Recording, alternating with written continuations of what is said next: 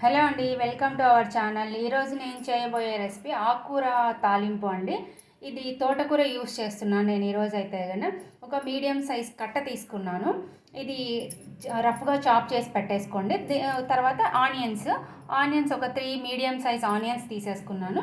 ఇది రఫ్ చేసి ఆకుకూర కట్ చేసి పెట్టేసుకున్న తర్వాత మనం వాష్ చేసుకోవాలండి. మనం ఆకుకూర అంతా వాష్ చేసేసుకొని ఇట్లా డ్రైన్ చేసి పెట్టేసుకోవాలండి. వాటర్ అంతా డ్రైన్ చేసేసి పెట్టేసుకోవాలి. తర్వాత ప్యాన్ ఆన్ చేసేసుకొని అది హీట్ అయిన తర్వాత ఆయిల్ వేసుకోవాలి. మనము ఆయిల్ ఏమి ఎక్కువ అవసరం లేదండి, ఒక 3 టేబుల్ స్పూన్ సరిపోతుంది.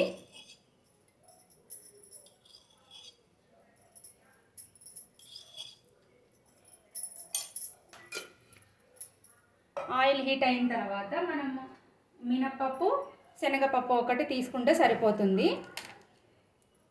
ఆవాలు, జీలకర్ర అవి అంత టేస్ట్ అనిపించవు. ఇవి కొంచెం ఎక్కువగానే వేసుకోండి, ఎందుకంటే టేస్ట్ చాలా బాగుంటుంది. కొంచెం ఎక్కువ వేసుకుంటే టేస్ట్ చాలా బాగుంటుంది. మనం తినేటప్పుడు అది కొంచెం బాగుంటుంది.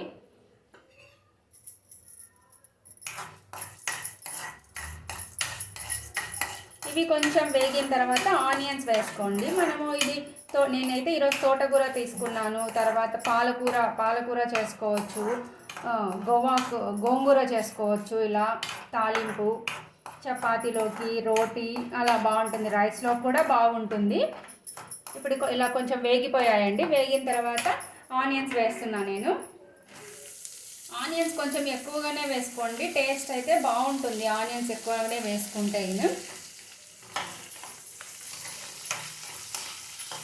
ఇలా ఆనియన్స్ వేసాను. ఆనియన్స్ కొంచెం ఫ్రై అయిన తర్వాత మనము ఆకుకూర వేసేసుకుంటే సరిపోతుంది.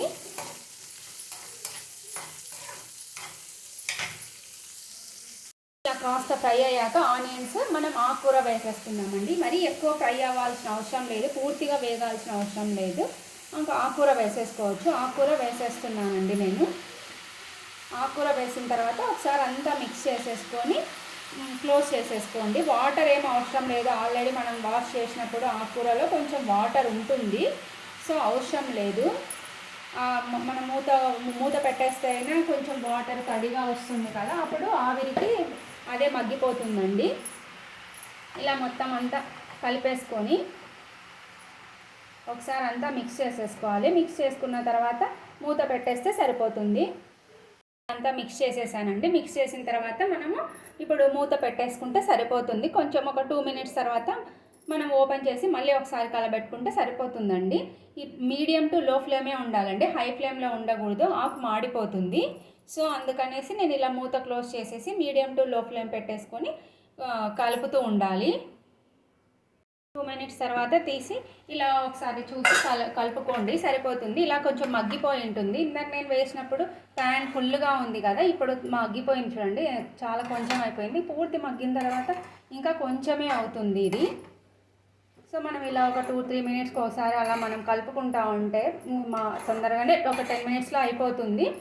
టేస్ట్ కూడా చాలా బాగుంటుంది. వాటర్ అదంతా ఏం అవసరం లేదండి, ఆవిరికి అదే మగ్గిపోతుంది.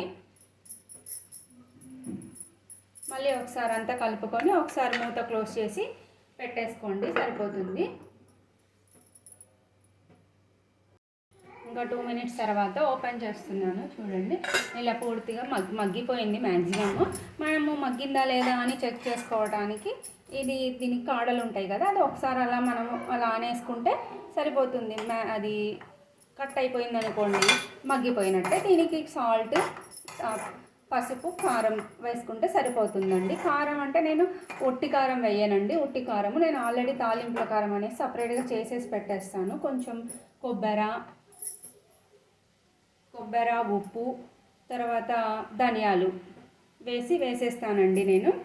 సో అందుకనేసి అది కారము ఉండదు, టేస్ట్ మంచిగా. కొబ్బరి అంటే పచ్చి కొబ్బరి కాదండి, నేను కొబ్బరిని కొంచెం చిప్స్ పట్టేసి ఎండబెట్టేస్తాను, ఆ కొబ్బరిని యూజ్ చేస్తానండి.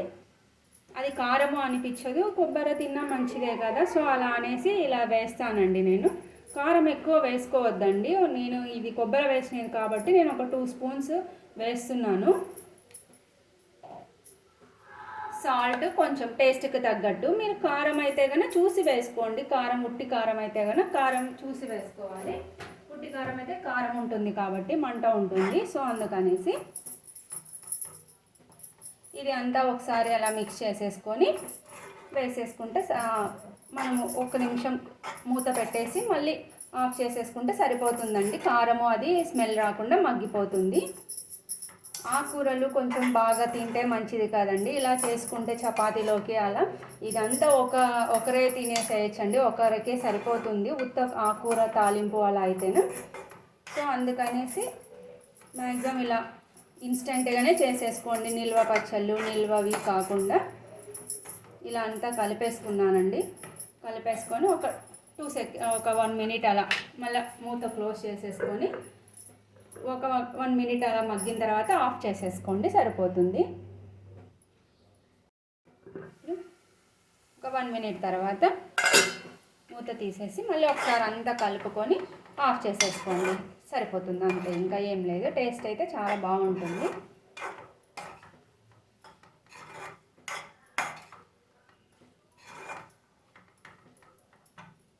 ఆఫ్ చేస్తున్నానండి, ఫ్లేమ్ ఆఫ్ చేసేస్తున్నాను.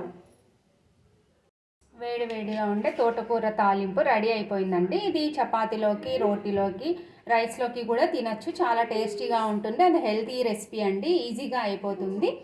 Thanks for watching. Please share, like and subscribe.